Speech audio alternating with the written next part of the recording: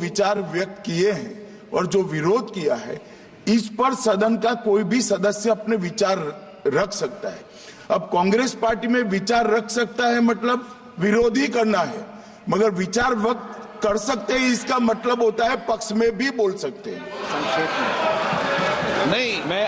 संक्षेप में नहीं, मैं आदरणीय गृह मंत्री को मैं यही कहना चाहूंगा कि अगर कोई पार्टी इसका समर्थन करना भी चाहे तो भी वो समर्थन 72 पे ही रह सकता है, जनरल वो चर्चा में नहीं ला सकते। समर्थन के लिए मैं सर ये दो जो कानून है, constitutional amendment 129 constitutional amendment act और the bill to further amend government of union territories act 63, national capital territories 91, Jammu Kashmir reorganisation act 2019, ये दोनों कानून संविधान और नागरिकों के वोट देने के जो उनकी संवैधानिक अधिकार है उस पर आक्रमण है और इसका हम पुरजोर विरोध करते हैं। विरोध का आधार ये है कि इस सबसे पहले 82(5) में चुनाव आयोग को जो यहाँ पे ताकत दी गई है कि चुनाव आयोग आज राष्ट्रपति को अपना एक निर्णय दे सकते हैं कि कब निर्वाचन हो सकता है। ये कभी भी इससे पहले चुनाव आयोग की ऐसी ताकत भारत के संविधान के निर्माताओं ने नहीं बनाया है। चुनाव आयोग की क्या सीमाएं हैं वो आर्टिकल 324 में है, जहां पर इलेक्शन कमीशन को बस कैसे सुपरवाइज करना चाहिए, कंट्रोल करना चाहिए, इलेक्शन रोल कैसे बनाना चाहिए, वहीं तक ही चुनाव आयोग की क्षमताओं का सीमा बनाया है। लेकिन इस संविधान ने चुनाव आयोग को असंवैधानिक गैर कानूनी ताकत दी है। राष्ट्रपति अगर कोई परामर्श लेते हैं तो सिर्फ काउंसिल ऑफ मिनिस्टर से परामर्श लेते हैं, वो कभी भी वो चुनाव आयोग से परामर्श नहीं लेते हैं। ये एक गैर संवैधानिक इन्होंने एक ढांचा बनाया है।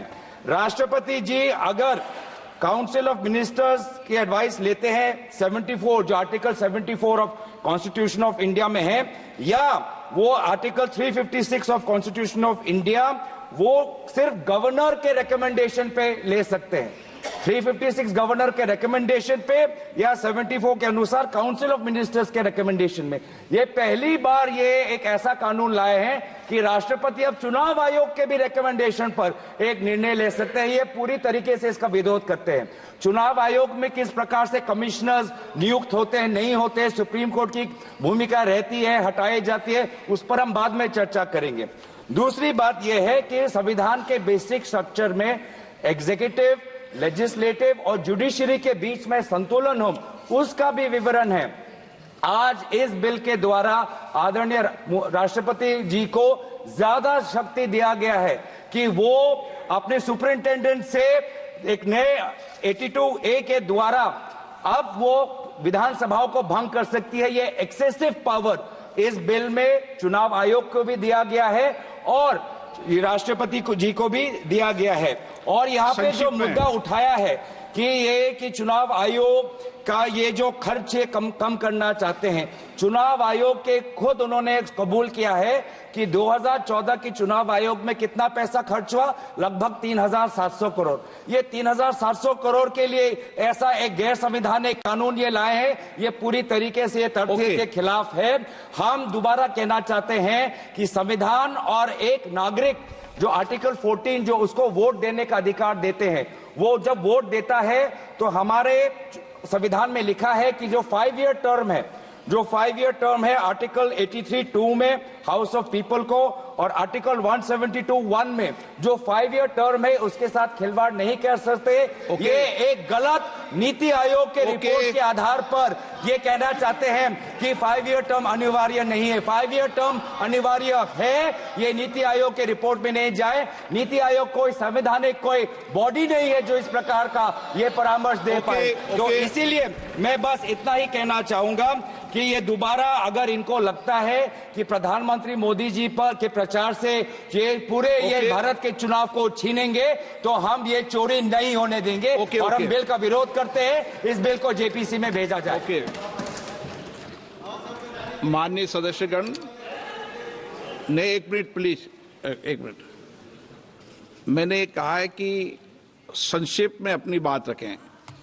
कोई भी दल हो, वो संक्षेप में अपनी बात रखें, और प्रयास ये करना चाहिए कि मैं नोटिस आप सबने दिया है, नोटिस पे सबका अधिकार बनता है, लेकिन जब मैंने एक व्यवस्था दे दी है और पूर्व में भी ये व्यवस्था है, मैंने आपको बता दी है कि पूर्व में भी ये व्यवस्था परंपरा रही है, और मैंने आपको हवाला भी दे दिया है कि कब कब ये हुआ है, आप चाहे तो दोबारा उसको निकाल सकते हैं।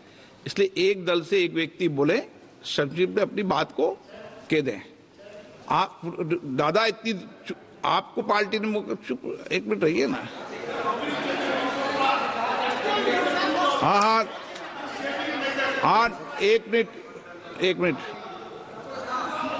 चंद्रशेखर जी, आप अपनी बात कहते। हाँ। Honorable Speaker, sir. हाँ, I rise today on behalf of the Telugu Desam Party to express our unwavering support for the NDA's One Nation and One Election bill. Sir, our party's guiding force, Sri Nara Chandrababu Naidu ji, has always championed transformative ideas and is well recognized and respected as a visionary leader, sir. TDP is deeply committed to nation-building initiatives such as Vikasit Bharat 2047 and aims to elect. तो संसदीय कार्य मंत्री किरण रिजिजू ने क्या कहा था वो भी आपको जरा सुनवाते हैं।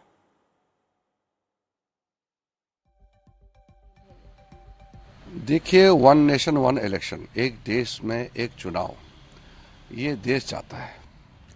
कांग्रेस पार्टी बेफजूल इशू बना रहे हैं। अगर कांग्रेस कहता है कि ये अनकॉन्स्टिट्यूशनल है, तो देश जब आज़ादी मिली तो वन नेशन वन इलेक्शन से ही शुरू किया।